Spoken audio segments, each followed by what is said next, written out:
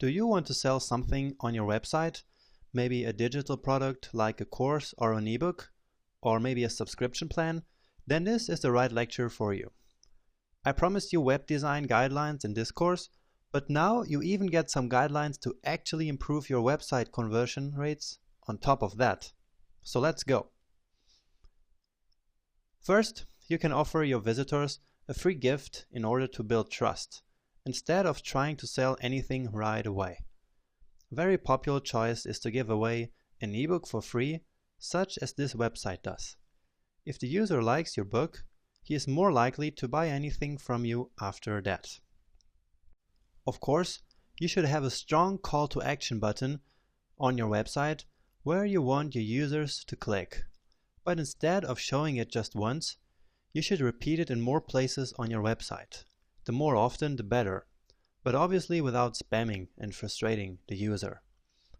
This website, for example, has the same call to action button here in the middle of this big image and also in the navigation bar. And they probably also have it on the very bottom of the site. Now, assume you have a sign-up form on your website. But how good is a sign-up form if nobody sees it? That's why so many popular websites and blogs use a pop-up box like the one you see on this website. All this does is to ask for an email address to sign up for a newsletter. And I know these pop-up boxes can be quite annoying for the user, but they are still so popular because they actually convert so well, which means that they do work. There are many solutions that offer you pop-up boxes like this for free. In your call to action button, you need to tell your user the benefit of clicking that button. This is extremely important. This website does a good job doing this.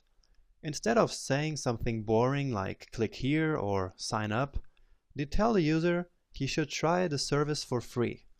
That works much better. So always use a verb which describes the benefit the user will get by clicking a button.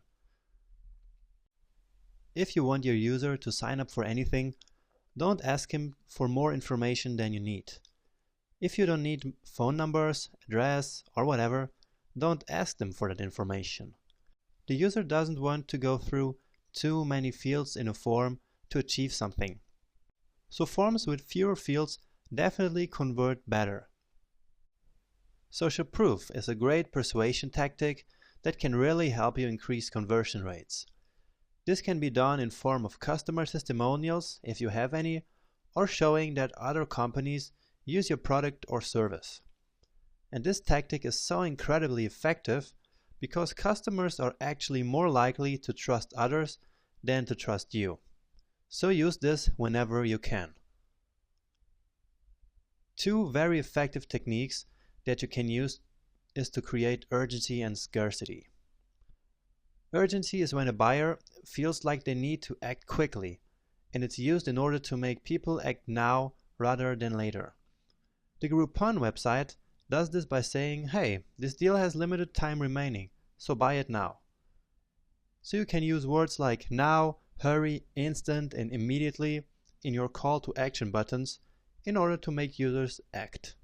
This technique, together with that very big and clear call to action button, is extremely effective. Now, scarcity is the feeling that a product or service is in short supply and about to run out. And when there is less of anything, we actually tend to value it more. So this technique is also used to make the user act and buy something now before it runs out. Amazon does this quite well by saying, as in this example, that there is only one iPhone left in stock. So, urgency and scarcity.